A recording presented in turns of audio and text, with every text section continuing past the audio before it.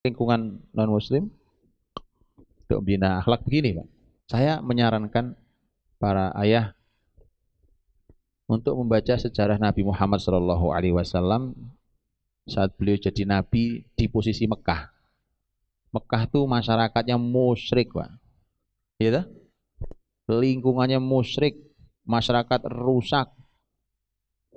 Bahkan Nabi SAW, antum kan tahu, di Ka'bah itu kan sekelilingnya 360 patung. Ya kan?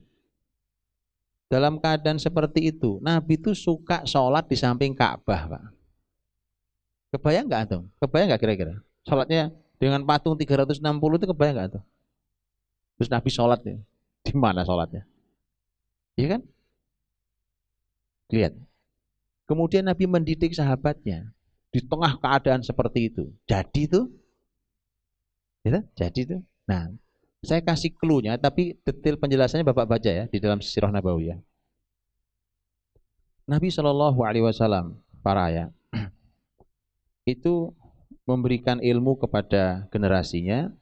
Bapak, makanya tadi saya bilang kasih ilmu kepada mereka, dan kemudian Nabi itu dulu ngajinya di rumahnya Arkom bin Abil Arkom. Ngumpullah sahabat di situ. Ngaji secara rahasia karena waktu itu mereka terancam, ngaji secara rahasia di rumah Arkom bin Abil Arkom. Itu artinya kita keluar ketemu masyarakat. Masyarakatnya mungkin masyarakat yang tidak Islami. Tapi harus ada sebuah komunitas pertemanan yang Islami.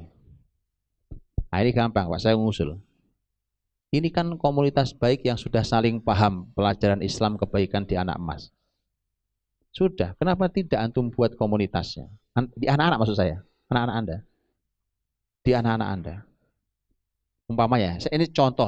Ini satu kelas nih, Pak. Satu kelas ada beberapa anak, ya. Beberapa anak itu, cobalah buat. Bukan gini, bos saya. Bukan cuma eh, acara ngumpul bareng satu kelas kemana, nggak cuma begitu, Pak. Cobalah betul-betul bermain umpamanya siapa nelpon, Jeng, ini anakku mau main ke rumahmu ya, teman sekelas. Bapak nelpon, ini Pak, ini anak saya mau nginep di rumah situ. Katanya tadi udah janjian. Iya, iya. Itu perlu dibangun komunitas itu.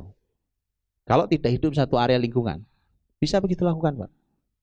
Karena itulah yang dipegangi oleh Nabi dulu untuk menjaga kualitas mereka, sehingga ketika mereka keluar ke lingkungan yang tidak baik itu, mereka mas ada yang megangi, Pak.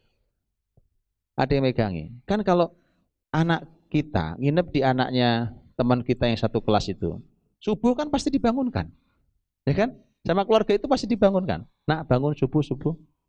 Kebiasaannya apa? Habis subuh umpamanya kebiasaannya murojaah Quran. Murojaah Quran. Kan begitu.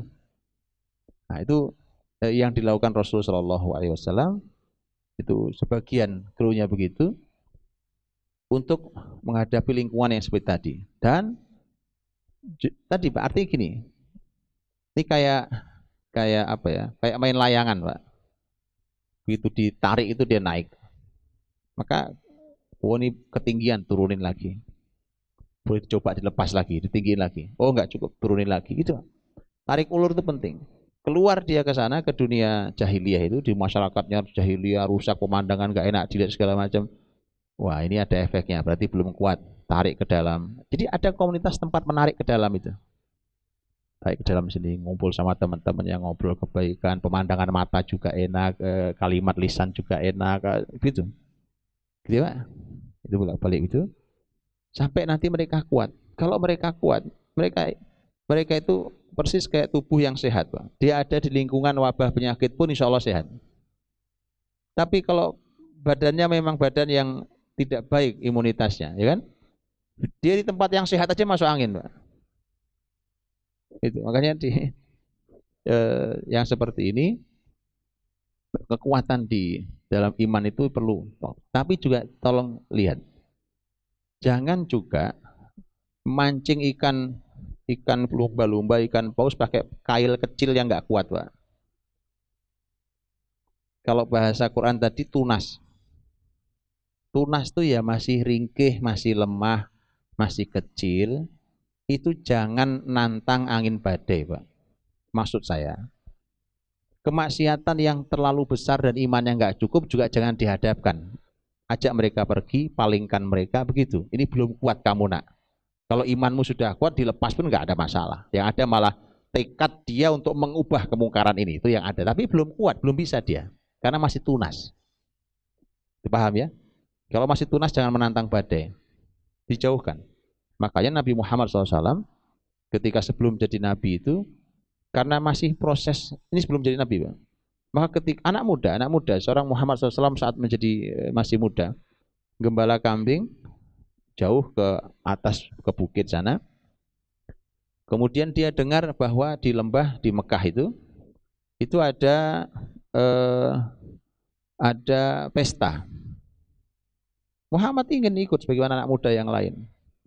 Tapi begitu sampai di pintu rumah yang mau mengadakan pesta itu, ketiduran depan pintu. Bangun-bangun sudah selesai pestanya. Begitulah cara Allah memalingkan. Cara Allah melindungi. Kenapa? Masih belum cukup, masih tunas. Ya, jadi juga jangan dihadapkan. Kalau masih tunas jangan dihadapkan. Dijauhkan, dipalingkan, diajak pergi, apa segala macam gitu. Mudah-mudahan bisa menjawab. Allah.